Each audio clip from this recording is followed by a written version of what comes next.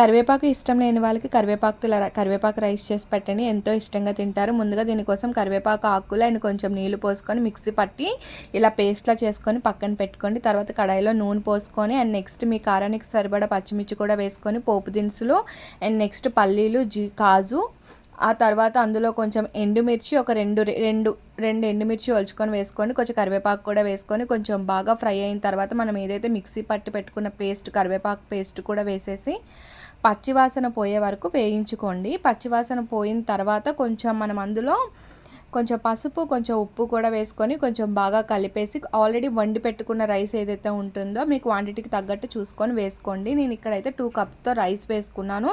ఇలా కలిపిన తర్వాత ఒకసారి ఉప్పు కూడా అడ్జస్ట్ చేసుకొని ఒక నిమ్మకాయ పిండుకొని బాగా కలిపేసుకుంటే అంతే అండి, ఎంతో టేస్టీ అయిన కరివేపాకు రైస్ రెడీ అయిపోతుంది. నా వీడియో నచ్చితే please like, share and subscribe to my channel. Thanks for watching. Bye.